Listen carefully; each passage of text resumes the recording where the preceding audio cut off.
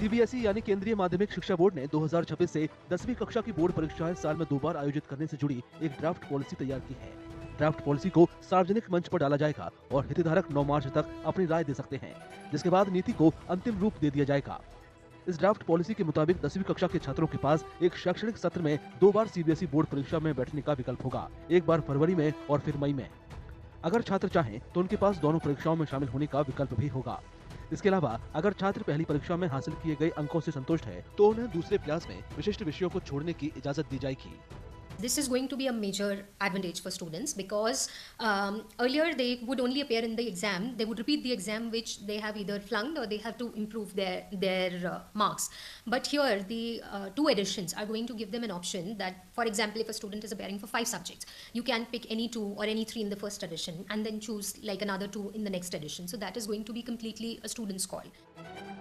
Draft policy मई सत्र को एकमात्र सुधार विंडो के रूप में पेश कर पूरक परीक्षाओं को खत्म कर देती है। व्यवहारिक मूल्यांकन सिर्फ सालाना रूप से कराया जाएगा और परीक्षा की पूरी मार्कशीट मई महीने के बाद जारी की जाएगी। So earlier also, 2 editions of exams used to happen. First was in February to March, and second used to be a set of improvement exams, which used to happen in June and July. That is what is going to be different now, that the whole edition of June-July exam is now going to shift to May. कुछ विशेषज्ञों के मुताबिक नए system के तहत 11वीं और 12वीं क्लास के लिए स्ट्रीम सिलेक्शन ज्यादा समावेशी हो जाएगा। छात्रों को उनकी चुनी हुई स्ट्रीम प्रोविजनल तौर से दी जाएगी, भले ही वे परीक्षा के पहले दौर में ग्रेड जरूरतों को पूरा न करते हों। The first set of dates the students appear for examinations STEM board it's largely unchanged.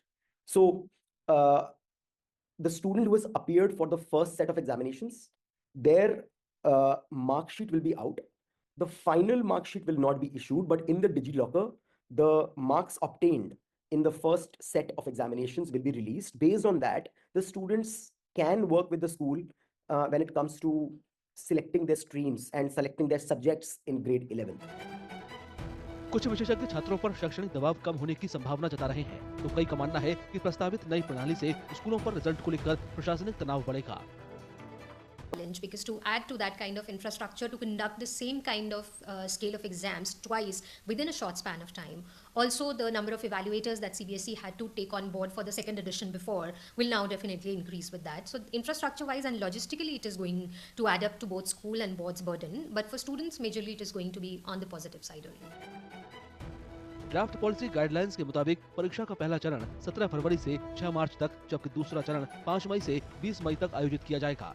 दोनों परीक्षाओं में पूरा पाठ्यक्रम कवर किया जाएगा।